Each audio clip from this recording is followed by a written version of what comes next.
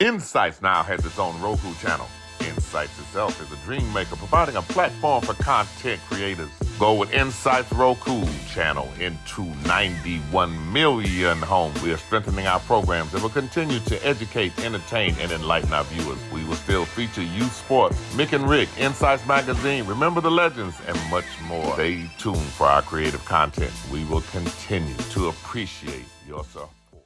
Ladies and gentlemen, INSiiGHTS presents the Claflin Athletic Show, sponsored by Tony T. Chrysler, Dodge, and Ram. You need a vehicle? Either go on over there to Orangeburg and get you one. We always say support those programs who support your programs. In today's show, we're going to have the women's volleyball coach and a couple of her star athletes. You see, I didn't even use air quotes. We're going to let them be stars today. But first, before I introduce them to you, we're going to give you a Claflin sports update. You met sophomore Zoe Adams from an earlier show with track and field, our #1 show from Claflin in terms of people watching it. Man, she went to University of South Carolina Gamecock track meet. She finished 8th in the 200 meters at 25.82. She finished 5th in the 400 meters at 57.8. She is now ranked with those scores in the top 6 in the CIAA. Y'all can go back and see that track program. Coach talked about her, and she's just a sophomore. And then he had a freshman, Miss Burnstick. She ran the 60 meters in 9.72, finished 11th. She's now in the top 10 in the CIAA.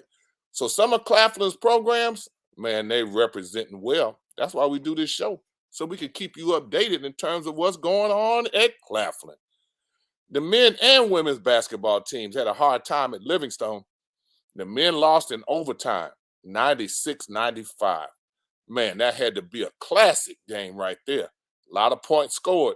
Claflin needed 2 more, but they've done exceptionally well. The women lost 60-55.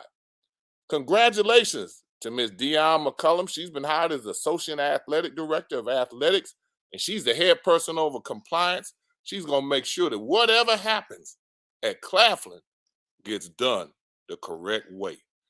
AD Tony O'Neill, he has a background in compliance, so he went and got somebody that he knew was going to make sure they can keep their student athletes straight, be compliant, and do the right thing. They didn't want anything negative coming back to the university. So without further ado, I'm going to bring to you Coach Ginyard.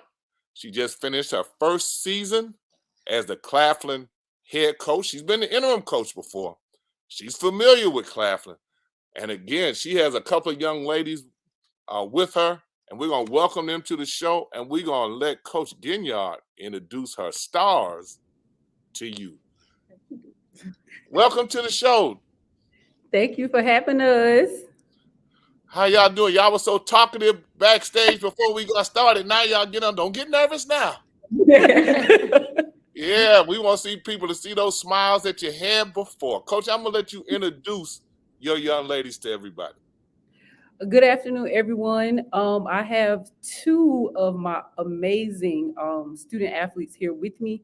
To my right, I have Jasmine Kirkland. She was my libero for this 2022 season. And then to my left here, I have Miss Siri Davis. She is our freshman setter right side. Welcome, ladies, to the program. Thank you. Boy, we got a smiling sophomore over there. Both these young ladies are from South Carolina, aren't they, Coach? Yes. Oh, you're keeping it home. One of them's from Orangeburg. Who's from Orangeburg? I'm from Orangeburg. Oh, the quiet freshman. Tell us what it felt like for you to stay at home and go to school. It wasn't a big change. It's just adjusting from having a set schedule to doing my own thing. Oh, she said doing her own thing. Coach, I'm scared of her. Oh, she's doing all. Tell me, what did doing your own thing mean? You brought that up. Tell me what that means. My planning my own day-to-day, having everything written down, time management, all of those things. So that's kind of doing your own thing, huh? Yeah. Yeah, I think you probably cleaned that up a little bit for us. She said, I don't open it up, so let me be careful what I say, because this man gonna come back and ask me about that. Jasmine, sophomore, tell us where you from. I'm from Lugoff, South Carolina. You want to say that again? From Lugoff, South Carolina. Okay. Isn't there's an Elgin part of that, an Elgin part of that too? Right next to it, yeah. I went to Lugoff Elgin High School. Okay. Is there an Air Force base near there? I don't think so. In Florida, we got one at Elgin Air Force Base is kind of close by. Okay. Tell us about you having to talk to that freshman over there. Did she listen when you tried to talk to her? She did at first. And then, once she started getting in the rhythm, she held her own. So there wasn't much to say. Oh, no. What you trying to say is she got grown and then you couldn't tell her so much, huh? I mean, she didn't have a choice. We had an injury where she had to step up, and so she did. And she did real good. Okay. And how was it for you, freshman? Did you listen to people, or did you already know everything while you were busy doing your own thing? Well, I wouldn't say I knew everything, but being a setter, you have to take feedback from the rest of your team. So I was open to taking anything that my team had to say, and I just kind of put it into my playing method, because volleyball is in me. I love the game of volleyball. So. That's actually a pretty good answer. Somebody must have prepped you with that, Coach. You kind of helped out, because that was a real smooth answer she gave then. Got some smart girls here. Coach, with you being that way yourself, being a charter member of an academic society, it seems like, you kind of understand the significance of academics, and doing a little research on these two young ladies. Both of them are outstanding students in high school and in college. Tell us a little bit about it. So we definitely just got fall grades. And so I'm a stickler on them taking care of the classroom first, because we can't even talk about volleyball if they aren't doing what they're supposed to do in the classroom. Jasmine finished the fall semester with a 3.9 GPA. Siri finished with a 3.8. So they already knew that they had to, like Siri mentioned, time management is important, because we definitely started our season early this year because of the festival year with NCAA. So our schedule was really touch and go. Like, we were always in practice. We were always at a tournament or a match. So definitely just sticking in on them and letting them know from the jump, like, academics is what we need to tend to first, and then volleyball will come behind it. So always stressing academics first before anything else. Okay. And you were that way. I mean, you were an Yes. excellent student yourself. So, you understand that. Did y'all know your coach was brilliant like that? Borderline genius? Yes. Okay, she can walk out the door and be an engineer or something tomorrow. She coaches because she loves to coach. Mhm. It might be a coincidence, but I did kind of see that both of you were raised in a home with mom and dad there. And, that's pretty significant. Tell us a little bit about how that helped you when you came to college, or even growing up, knowing that mom and dad were both there. I don't even know who the disciplinarian was, but tell us, or if both of them were. Tell us a little bit about that. For me, just like knowing that they were there to support me no matter what, just traveling with me for volleyball and being there for school. And they were sticklers on academics as well. So coming into college, I'm already knowing if the grades ain't there, then I'm already in trouble. So that was first. Same for me. My mom is actually a school teacher. Now she's administrator. So grades was always instilled in me. So grades first before anything. Either one of you daddy's girls? Of course, always. No. See, that's always a question, because, all three of my daughters played sports and played as youth growing up. And all of them spoiled rotten. I mean, they grown in sports. Their husbands had a lot to deal with, so they argue about which one was spoiled or worse. All of them were spoiled. Did your dad play any sports, or your mom played? My mama ran track in high school, and my daddy ran track and played football in high school. Yeah. Okay. My mom played volleyball and basketball, and my dad played basketball. Wow. So both of you come from an athletic background. Mm-hmm. You have any brothers? Yeah, I have a brother and a sister. My brother actually played here at Claflin. He played basketball. Okay. I have a brother, but he just played football in high school. Okay, but y'all all played with your brothers coming up. Uh-huh. Coach, did you recruit him like that, or it just happened that way? No, it just happened that way. For Siri, I've known Siri since she was 9. So, and I knew Tyler because Tyler was here my junior year. So he was a freshman. So I already knew Siri and her brother. And then Jazz, her brother, me and him crossed the same year. So we kind of, I knew he had a younger sister, but I didn't know she played volleyball just yet. Okay, those connections help. Yes, definitely they do. So both of you kind of were in your mind that Claflin was where you wanted to go to school? Yes. Tell us about what it was like this year. I'm going to start with my sophomore before I come to the freshman. For me, I think we had a pretty good year. We had a younger team, so it took a little bit of adjusting and getting them acclimated with the volleyball. Like we were always on the go. But I feel like we were all one. We came together. We meshed really well. We had good communication. So it was overall pretty good year. Right there. That's great. Okay, Miss Freshman, who was busy doing your own thing, how was it for you? For me, it was a big adjustment. We were always, like Jasmine said, we were always on the bus. It was volleyball. All the time, you came from class, we were just on the go. But as far as the game of volleyball and playing with my teammates, I could say, like, this was my first year. I actually had, like, genuine fun with everybody on my team. Like, everybody, we did mesh together real well. It was never a dull moment. No. I could see that in the interview. No.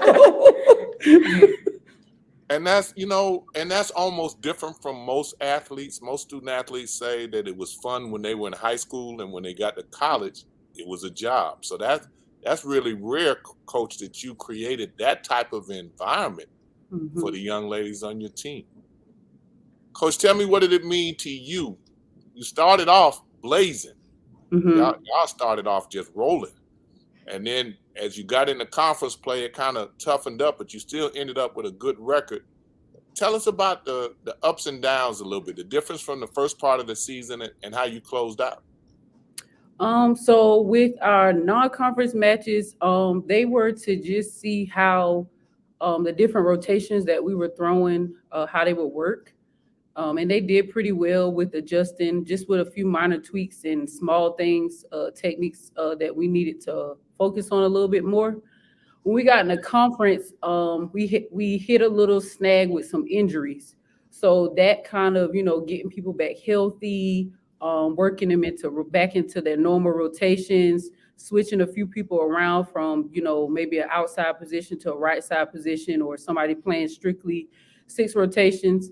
So definitely injuries hit a little bit of snag with that. And then we kind of got ourselves, back healthy. And then we kind of, got back to where we usually were, but we knew what we needed to do each game as we got, deeper and deeper into our schedule and then closer to postseason.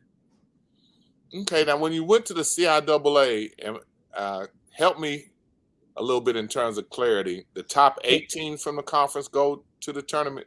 Yes. So top 8 overall out of the 12 institutions go to postseason. And you went in seeded 8. Yes. So you played the number 1 seed. Yes, which was Shaw. Freshman, what did that teach you about the significance of the season? Oh, it taught me a lot, but we have to not let little things get to the team and still take on the role of what we're supposed to do, so we don't put ourselves in situations like that. But even though we did end up in that situation, I don't feel like our fight was any less than anybody else. Well, one thing I know, Coach, when you play the number 1 seed, you want to play them in the championship game. You don't want to play them in the first round. Exactly. You know, that's Jasmine, what did you think? Unfortunately, due to an injury, I missed that game, but I was still home cheering real well. But I was still thinking like we put ourselves in that situation. So, but they fought really hard, and I feel like it was a pretty competitive game, actually. Where was the CIAA volleyball tournament? Where was it? This year, it was held in Salem, Virginia. What was that environment like, Coach? Well, of course, you know me, I still had to watch it. So that environment, I think, especially for like Fayetteville, because Fayetteville did make it to the Final Four, and then their football team actually made it to the championship. So they had a lot of support from their fans. But overall, I think that championship environment, it actually was a great one, something that we always set a goal to be in. So it's always, being that it's the CIAA, that experience in that environment is always going to be top tier. Okay. Well, Coach, tell me, how different is it to prepare to take your team for travel to the CIAA? Just kind of compare a little bit about the travel and what you may do to make sure your young ladies stay ready to go. Okay. Usually when we're preparing for travel, I definitely look at the location of where we're going. Most of the schools that we play are about no more than 2 hours, 3 hours away from us. So the ones that are a little bit further, we do plan to go at least a day ahead, kind of get settled into maybe our hotel, do a little bit of study hall, make sure we focus on academics first, and then we go into our game plan. We talk about our scout, because we do scout before we leave any team. Prior to, we review our notes. We talk about what we did the first time, maybe playing against them, to what we need to focus a little bit more on the second time. So it usually depends on where we're traveling to. It's not too far of a ride, but I definitely tell them the night before, make sure you're getting good sleep, make sure you're eating right before we even leave. And just making sure they have everything that they need to compete and they're comfortable prior to getting on the floor. And let me ask a question about study hall. Do you have a time that you do study hall, or where they study in their individual rooms, or do you have one location that everybody's in that location and they study at that time? So with study hall, they've kind of been on a schedule where they pick within their schedule, like what their free time is. And I kind of monitor to make sure they're going. We do get like a weekly report from our athletic academic advisor of who is going to study hall, who isn't going to study hall. And then we do study hall on the road. So when we go to our CIAA roundups, and like we went to Shaw for the quarterfinals, we do study hall in hotel. So we do at least 2 hours, because that is their minimum, especially for my freshmen and my transfers. They have to do a mandatory 2 hours of study hall. So just us doing that to make sure that they're meeting the athletic department requirements too. Okay, so when you travel, do they study in their rooms, or do you have one collective place that everybody studies? We usually, I'll get with the hotel staff. They'll book a banquet room for us while we're there, or we'll use kind of like the eating. They usually have like a restaurant or something that we can sit in and do our study hall. Okay, that's how we did it when I coached the men and when I coached the women. We went one central location. Coach, we could do all right studying in our rooms. I don't think so. That's not getting ready to happen. No. Coach, well, let me ask the players. How did you feel, freshmen? Let me go back. I like to pick at my freshmen. When you found out you still had a curfew when you traveled on the road. Oh, speechless. Yeah, you couldn't do your own thing then, could you? It wasn't so bad, even though like I still like to do my thing. I'm a homebody, so I like to, relax and stuff. We even have a curfew here. Night before a game, we have to be in a certain time, so it wasn't any much different. Okay. My veteran over there. At first, I was like, a curfew. We're in college, but then that's honest. I love that. That's honest. It makes sense because why would you be out all times of the night? You got a game the next day, and just a fear of getting caught. You were in that room at the time because we didn't want to see what was going to happen if we did get caught. So Exactly. we did it. It's so many horror stories in terms of what happens to teams and stuff traveling, especially when you travel with young ladies. And, we had to instill upon our teams, and coach, I guarantee you and I haven't discussed this, but I can guarantee you, they pull in the lock on the door. So when they leave, the door doesn't close. The lock catches it. The door stays open. Anybody could push it and go in. You trying to tell them to make sure they lock the door, and they just run into the room next door and they're going to be right back. Coach, that was the biggest battle I had all the time was to lock the door. Because if anything happens to one of those young ladies while they're in your care, anything, they might not have done anything but go downstairs to get something out the vending machine and somebody grab them or something. You got way too many people you got to answer for. Yes, they surely do. So did you have that battle with them trying to make sure they were locking the door and being safe? No, because when I would go check their room, they would all be together. Yeah, like They'll be all in one room. And I'll be like, because I'll go check their rooms, like, prior to curfew or just because I'm, maybe checking or trying to see something. But they're all in one room. So I don't even have to worry about that. In there with the door shut. And all I hear is the giggling. So I'm like, okay, I hear where they are now. So I don't have to worry. Okay. I see both y'all laughing. Y'all got a story y'all want to share about y'all being in a room like that? not really. Just I think as a team we did a good job of making sure that everybody is together. Everybody knows like safety and everything. Pretty much every individual on the team had a good head on their shoulder. So most of the time everybody's together. Yeah, I think we're all scared of strangers anyway, so we wouldn't let anybody go off, come back. Were you the voice that talked to a lot of the younger girls about things that go on campus and things they have to be careful about? Were you one of those people who tried to impart knowledge to them? Yeah, I was. I was the one that took them on their visits a lot. So I already had a connection with them prior to them coming on campus, being actually a part of the team. So, and then I don't know how it worked, but every time we went somewhere at the team, I always was driving the freshmen. So we did have a lot of car conversations like that. Okay. What did you do when you found a freshman who wanted to do their own thing and really didn't want to listen? How did you handle that? When I was a freshman, I wanted to do my own thing like that too. So I'm like, look, you can do your own thing. It's college, you can explore, but if you get caught doing something you're not supposed to do, just be prepared for the repercussions. Like, it's not going to be pretty. So just use your head. Don't do anything crazy. How big a difference was it this year playing for Coach Ginyard? For my freshman year, I don't know.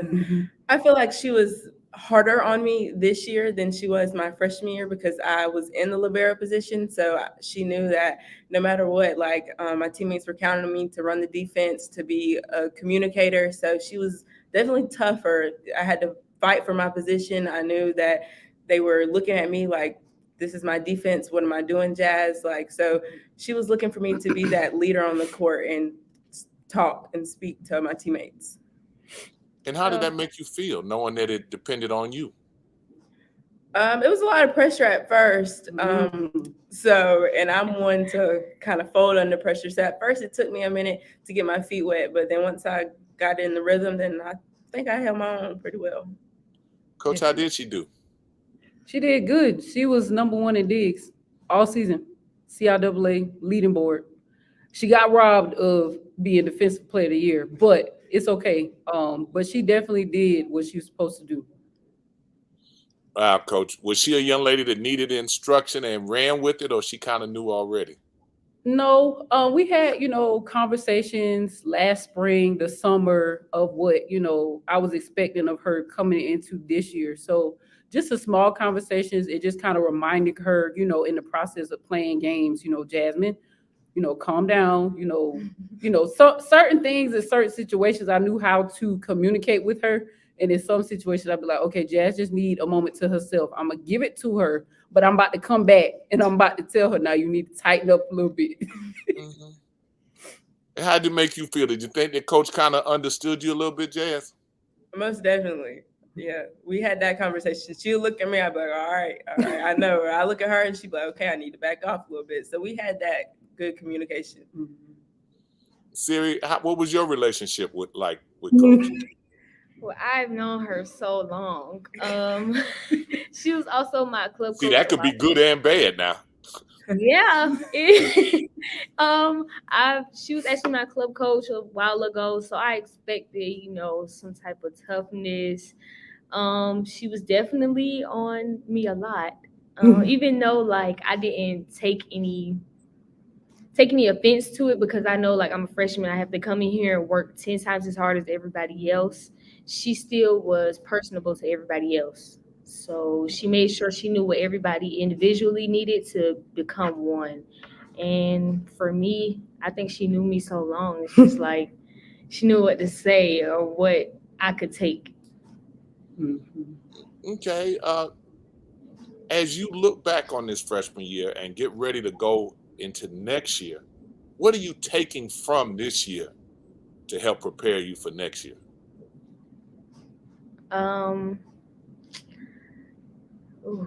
That's a great question. It was so much that happened this year. I think I want to take everything, just put it all into the next one 10 times more. Especially the communication within our team and everything. I think we did a great job at, when we see a problem, we get together to try to fix the problem so it doesn't cause any friction on the court. But the work ethic that I had to get into my freshman year, the communication and just being a team player, I will take that into the next year and multiply it by 10. Now, you say what a great question that was, but you gave a great answer. You gave a really good answer. Miss Sophomore, what do you want to take? You've had 2 years of experience now. So what are you learning as you stack up these seasons? What are you learning? You're going to be a junior next year. I will be an old head on the team. So I don't know. I want us to be a unit. We move as one, where if you see one of us on campus, you see all of us on campus. We're always together. So we build that bond on the court. So when you see us on the court, you're like, oh, they're moving as one, they're a unit. So I want to push that, being a leader on the team. I want to push us being more than just teammates, us coming together off the court, so you can actually see that on the court. And that would help us be better communicators on the court, and we would know what to say, how to say to people off the court, and we would know how they would take it on the court. That's a great answer as well. Coach, you must have prepped them before you came on today. Oh, no. Coach, with such a unit that gets along so well, as you look into recruiting, how big a factor is it, the attitudes of the young ladies that you bring in, to be able to blend with what you have already?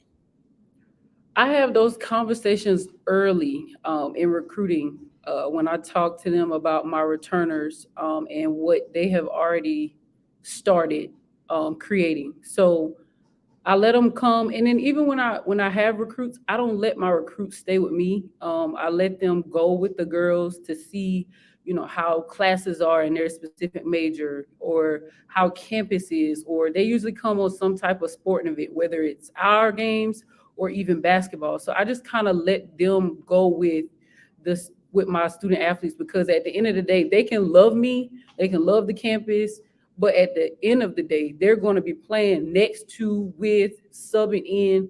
They're going to be playing with them. So they have to create that bond, or even fill out each other, because they'll come be like, Coach Shy, I don't think she's feeling it, or she maybe is feeling it. But definitely let them have that student athlete experience and not stay with me all day, because I can coach you and say you got the best talent in the world for this program, but if you aren't fitting with them personally, with their attributes and everything that they're looking for to win a championship, then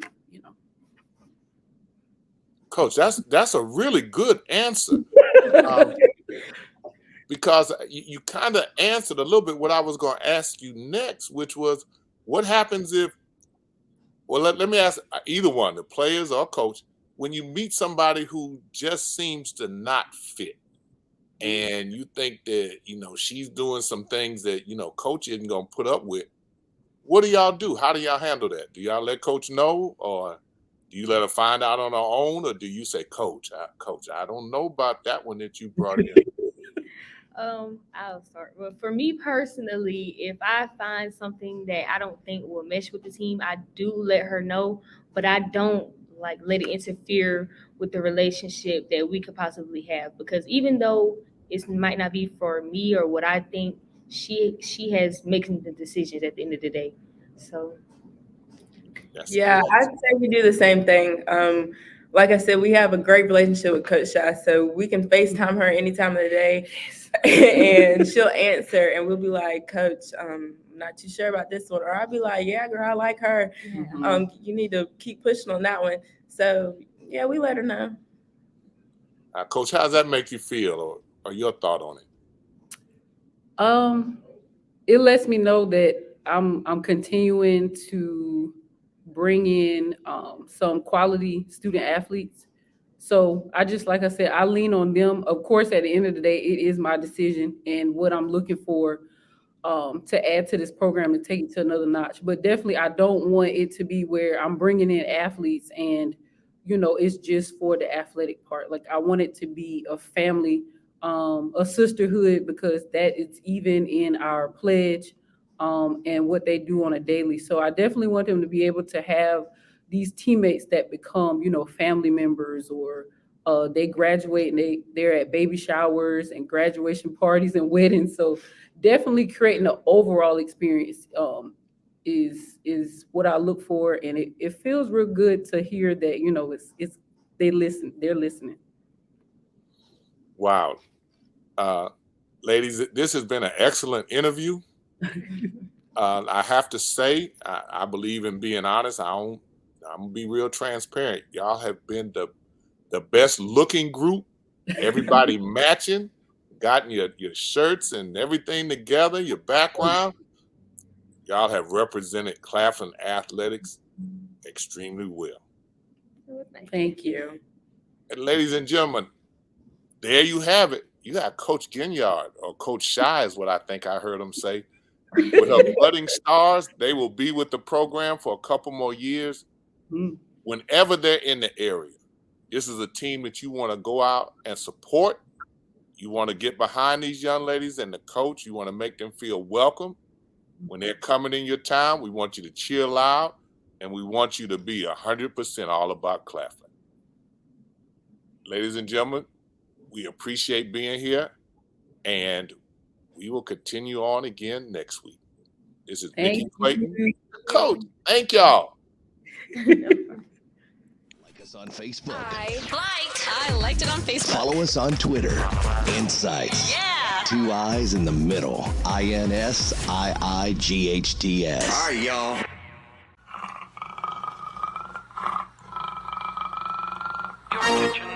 Stay up to date with the latest from INSiiGHTS. Visit our website at insights.com. 2 I's in the middle. INSiiGHTS. INSiiGHTS is the copyright of Mac4 Enterprises, a Florida corporation. This broadcast is produced under the exclusive ownership of Mac4 Enterprises and is the intellectual property and trademark of Mac4 Enterprises. Comments of the host and other individual speakers on INSiiGHTS represent the independent thoughts and representation.